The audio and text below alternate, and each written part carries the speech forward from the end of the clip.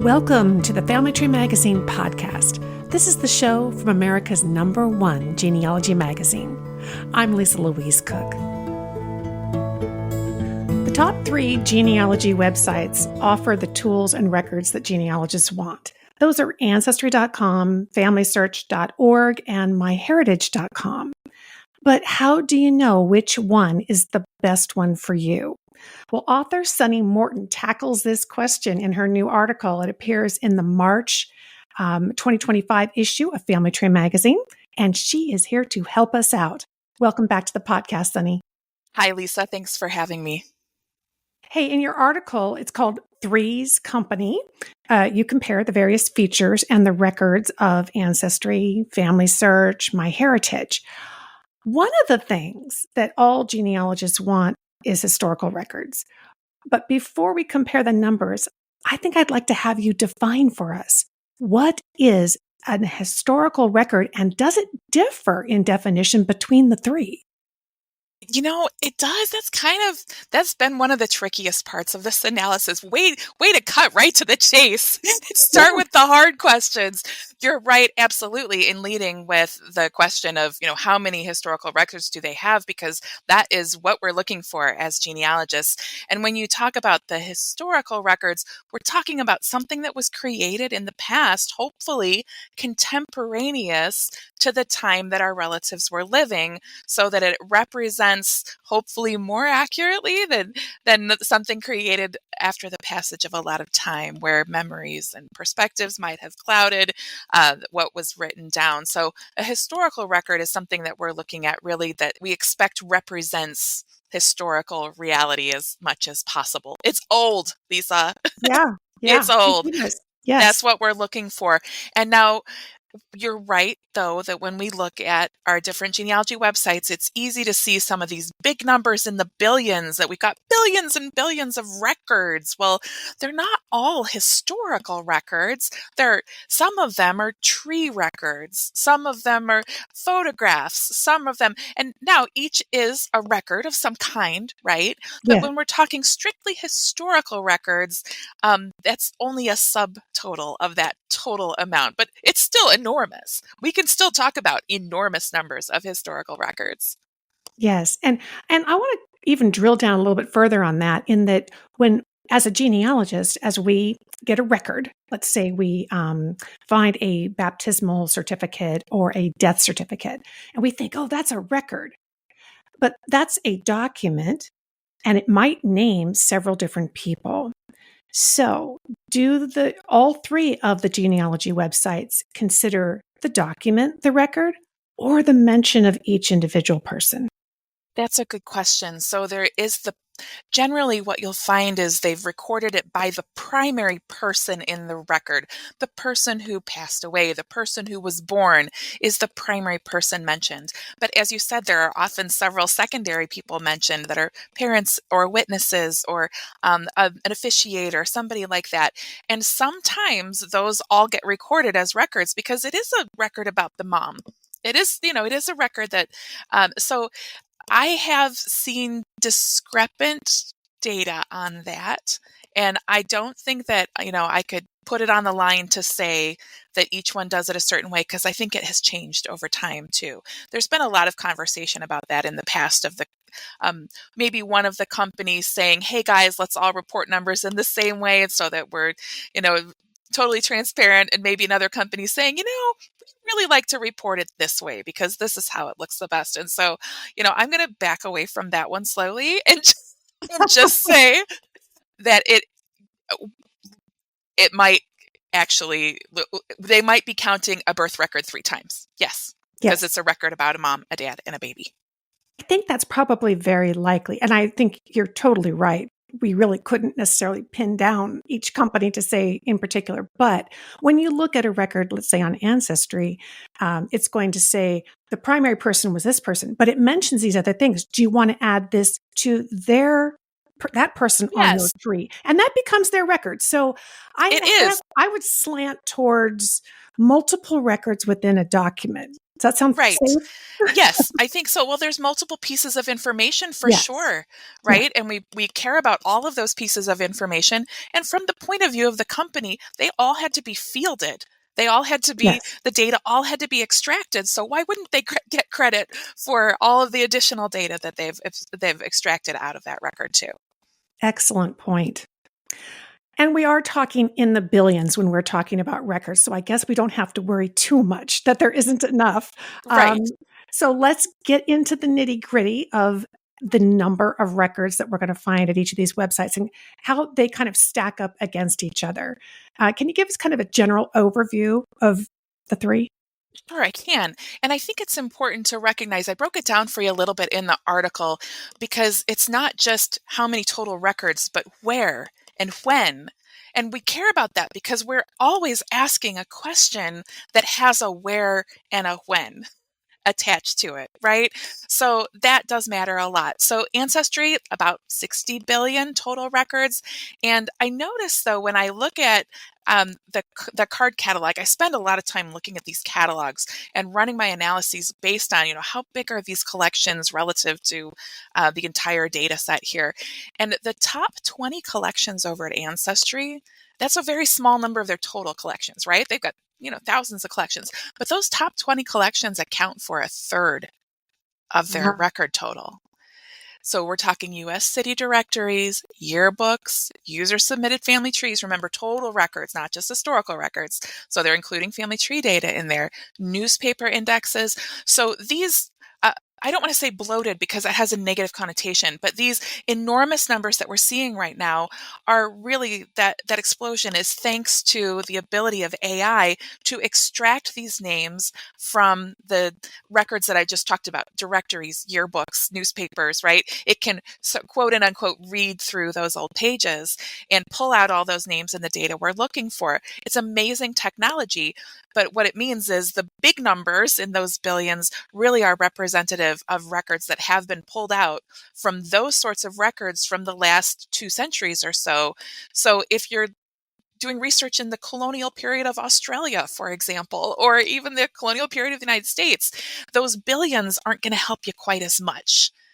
Right. So they're more going to be more, the billions are really the more recent records that are extracted from print sources or that are being pulled in from people's trees. So and if you're researching within the last 150 years or so, you're going to love it, right? Because they're pulling in fantastic resources that otherwise you might not have found.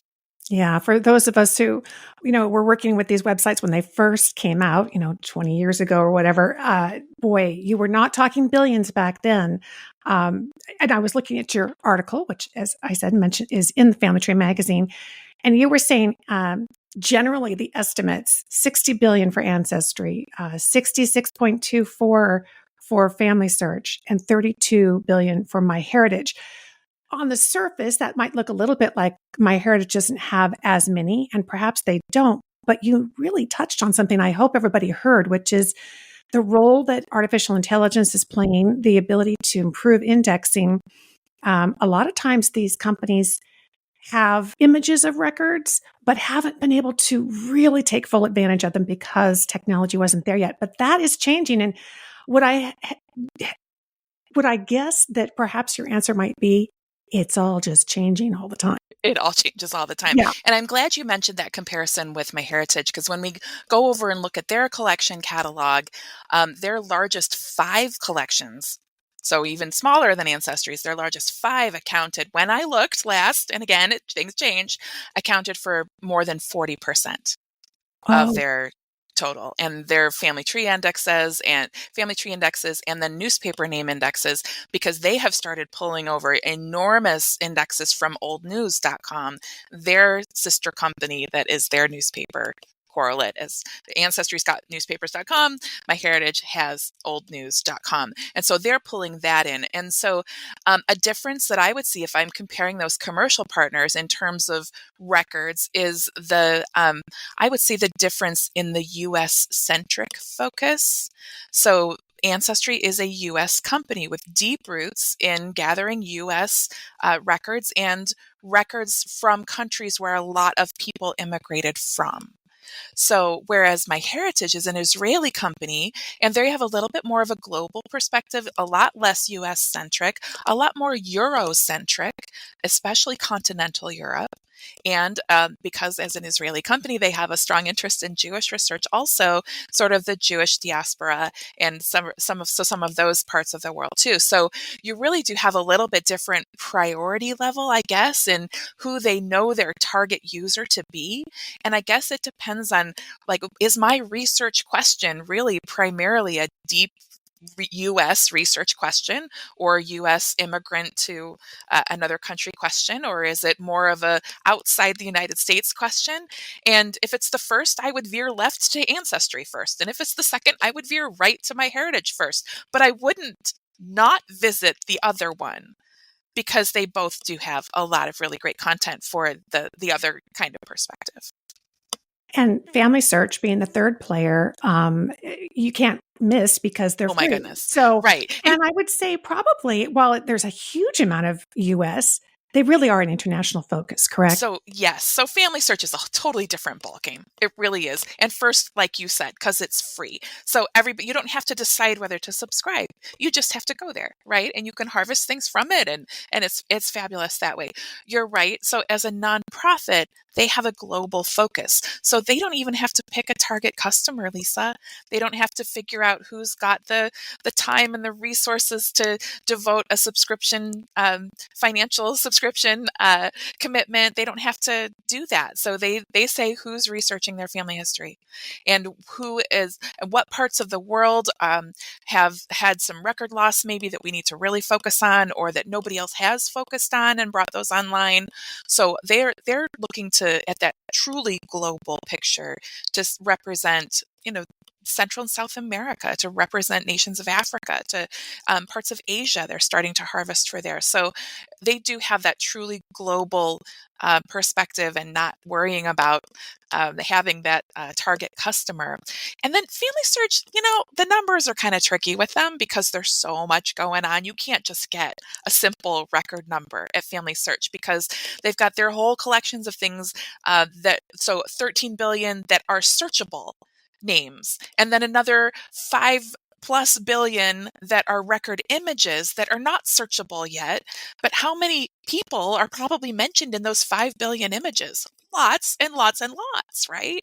And so how do you even compare them? You can't quite. And so the best thing you can do is really try to make an estimate. But because you've got, then to pile on top of that, you've got their digitized book collection that they don't take an individual record count from. So there's, on top of that, you've got more than 500,000 of those digitized books. Their largest 20 searchable collections, I ran that analysis too, comprise less than 20% of their total. Interesting. So I would say more collections, more collections that are relatively bigger and maybe more diverse. So I think that's just a little bit of insight into that. Excellent. Well, and as always, you can go in and look at the catalog and browse to get a sense of what any of these three have before you ever make a purchase. So, you want to make sure that you're seeing lots of records in the area that you're trying to research, which I think makes a lot of sense and kind of brings us to maybe take a step back and do an overview of primary strengths. We've kind of had a sense now on the record size, but if you had just a couple seconds or minutes in an elevator with somebody, what would be your elevator speech for each one and what the primary strength of that website really is?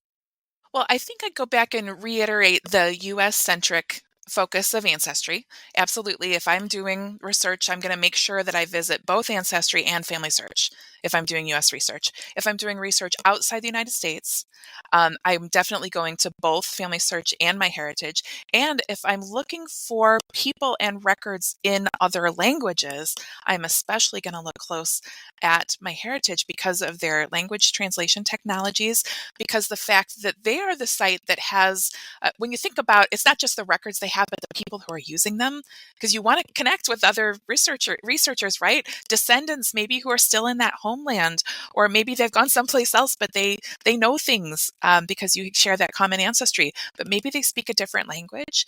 And MyHeritage makes their site available in a lot more languages than any of these other sites. So that is also something to consider as you're using them. Is who am I looking for? I'm looking for people who speak German. Oh, I think I'm gonna spend some time over here on MyHeritage looking through all the German trees and um, recognizing that there's going to be a lot of German speakers over here on this site.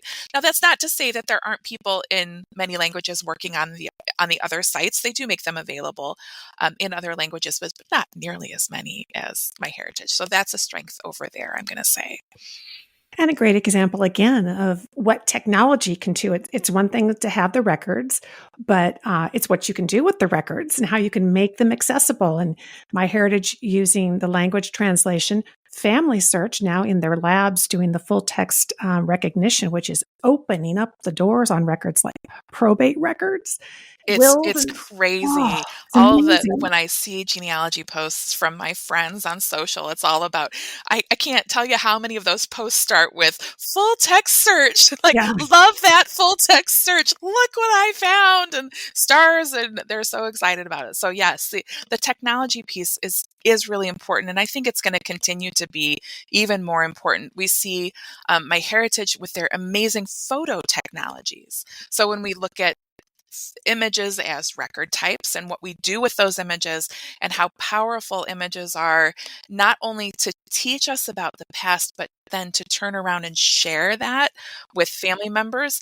I promise they want to look at a picture more than they want to read my nicely written narrative. So yeah. MyHeritage really has invested so much in their photo technologies that are really fantastic to be able to make that really sparkle if you want to share those pictures with your relatives.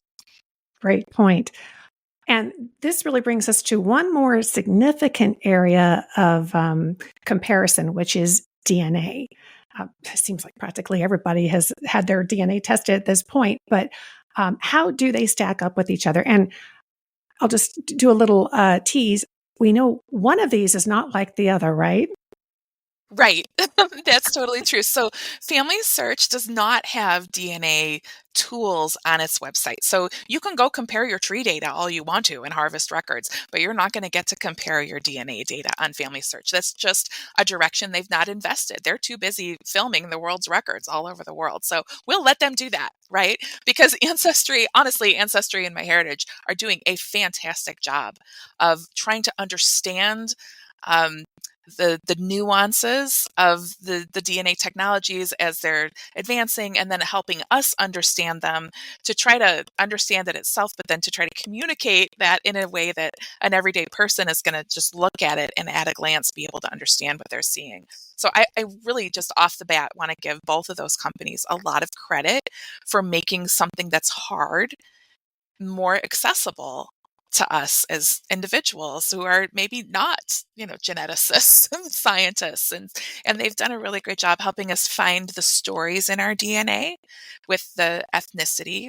Both of them have wonderful and getting better ethnicity or biogeographical predictions where that will tell you, so your DNA has a genetic signal, like you have such a strong association genetically with this place that we see it in your DNA because other people from this place share that little bit of a genetic signature. So you have that connection inside of you. And they're getting more and more accurate and more granular. I know that MyHeritage just released, they redid their entire ethnicity estimate. They did that, they launched it a few months ago, and then they're like, not totally satisfied. And they pulled it back, did a little bit more work behind the scenes, and then re-released it. And I'm seeing some really nice things being said about as people are taking a new look at those revisions. And I think one good thing that maybe a lot of people don't understand, Lisa, is you should continue to log in and look at those results over and over again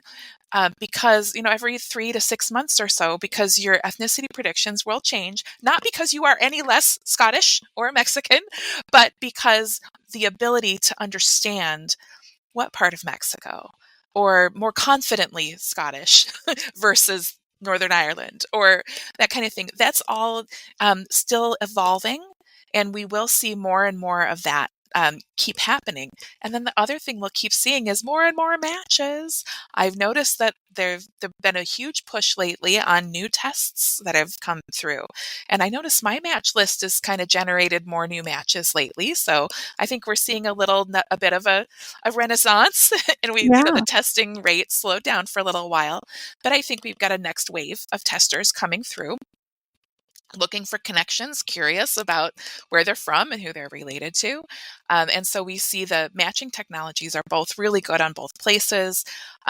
Both of them have they're kind of comparable, but different tools that try to help you figure out how you're connected to that DNA match you see. We've got the theory of family relativity over at MyHeritage, which gives you a person-to-person perspective on, okay, we think that we can draw these lines between you and your match. We think that these are the connections. The path goes from you to your dad to his mom and then on over to your match.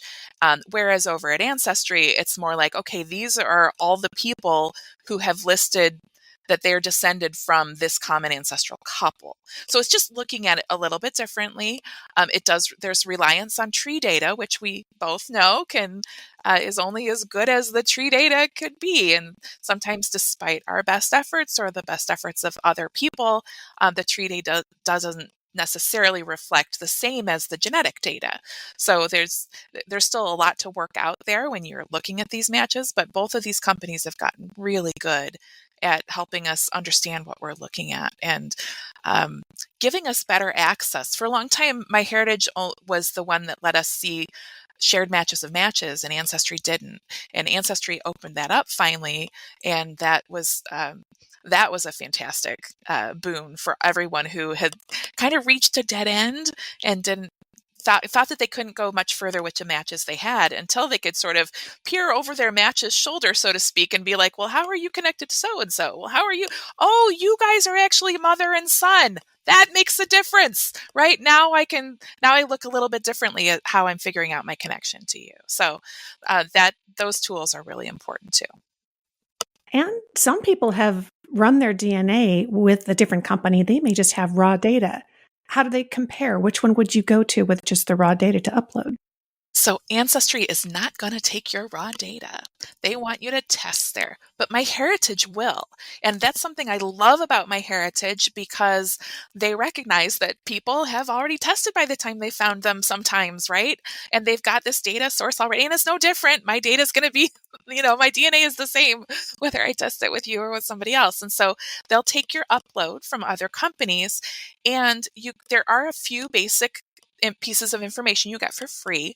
And then for $29, you can get access to all of their advanced DNA tools per test. And if you're working with analysis, that $29 that's totally worth it, right? That for that test, you'll have that forever. And you can also keep access to those advanced tools if you're a subscriber. If you plan to maintain a subscription, that's great. But if you might be kind of in and out, and that's some advice that I give people sometimes, is if they're like, well, I see that there's value to both Ancestry and MyHeritage, but my budget really only allows me one of them. I'm like, just rotate your subscriptions. Spend a year with one of them and exhaust everything that you can there, and then take a break from them for a year, go to the other one. Your tree will still be there. They're not going to erase your data, right? You'll start accumulating hints again over there. And by the time you get back to them 6 months or a year later, then come take another look. You're going to have new hints to look at, new tree hints, new record hints. And I think that that's certainly a reasonable way to go. This is just really invaluable. Thank you so much for helping us compare the largest 3 genealogy websites out there: Ancestry.com, FamilySearch.org, and MyHeritage.com. You can get Sunny's complete article in Family Tree Magazine's March-April 2025 issue. It's well worth the read. As always, it's wonderful to talk with you, Sunny. And folks can follow up with you at your website, correct? SunnyMorton.com. Thank you. Wonderful. Thanks so much for coming by. Thanks for having me.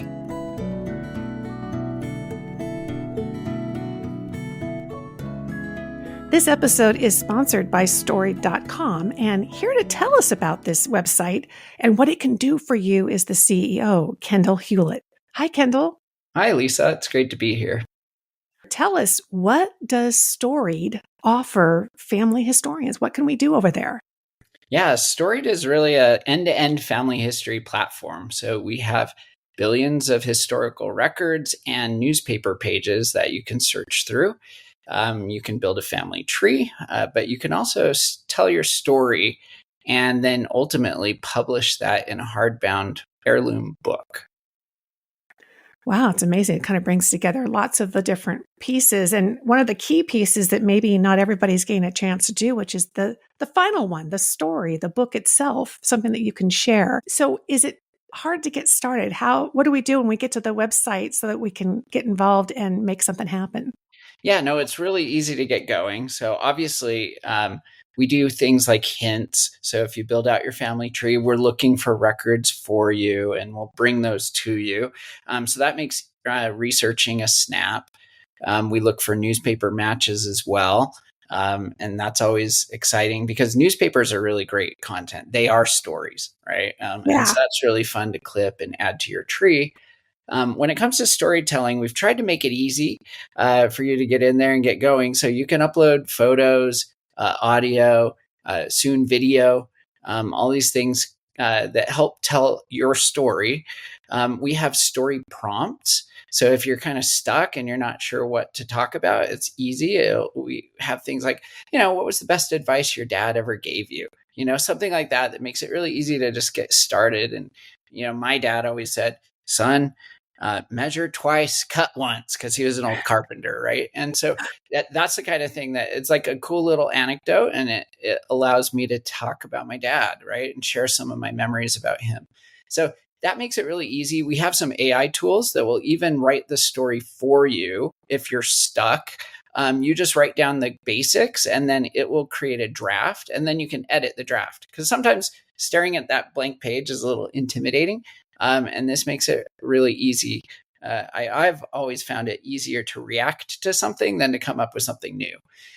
So there's a number of ways that we've tried to make it very easy to get started.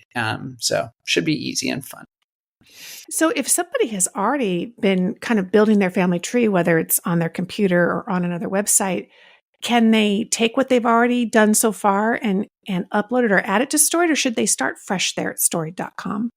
It's up to you, right? You can always start fresh, but it's easy to start with what you've already done. So we accept GEDCOM imports. So if you have a GEDCOM file from your software, you can do that easily. And then we also are partnered with Family Search, and we have the ability for you to import your Family Search tree into Storied, and it will pull in all of the stories and photos that are already attached to that tree. And so you can use those as you start your storytelling, and it makes it easy to get going with a book if there's already some stories that you can pull into the book right away. Oh, that's fantastic. So we've already done so much of the work already. We can kind of just start building on that right out of the gate.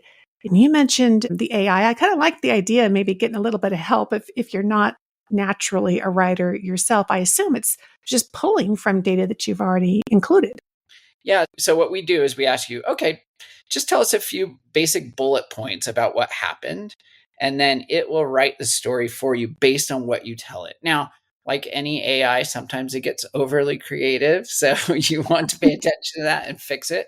But it's there as a help, right? And that's the idea.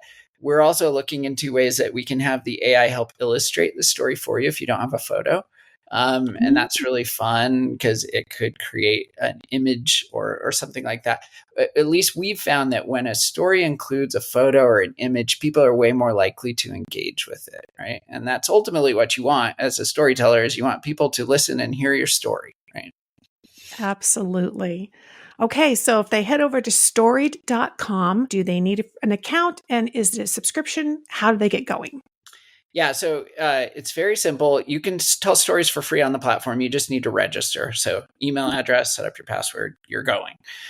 If you want access to the premium content, the newspapers, the historical records, and premium features like video storage and things like that, then you need to purchase a subscription. But we're really trying to be an affordable option for people. So whether you want to By Storied is an end-to-end solution for all of your family history, or if you just want to add it as a complement to the other services you already use, we think it's affordable and can work for either of those. So plans start at $20 a year. So $20 for 1 year of access. And then they range up to $99, and that gives you everything that you want to get going on. Of course, buying a book, you have to pay for each book, right? So that's an additional fee. But so anywhere from $20 to $99 for a year gives you access to all kinds of amazing resources. Wonderful options for people who come with a variety of needs. You have a variety of solutions. It's storied.com. And Kendall, thank you so much for stopping by the podcast and letting us know all about it. Thanks, Lisa. Thanks for joining me for this episode of the Family Tree Magazine podcast. This is the show from America's #1 genealogy magazine. I'll have links to everything that we've talked about today on the show over at the show notes page. And you can find that at familytreemagazine.com/podcast. And there you'll also find a huge back catalog of past episodes full of topics that are going to help you in your genealogy research. And when you stop by the website, be sure to sign up for our free newsletter. That really is the perfect way to stay in touch with Family Tree Magazine and get all the latest and greatest news, plus the announcements of each and every new podcast episode. I'm Lisa Louise Cook, and I hope that you'll come by and visit me at my website, genealogygems.com. And there you will find the Genealogy Gems podcast and a link over to our Genealogy Gems YouTube channel. So until next time, have fun climbing your family tree.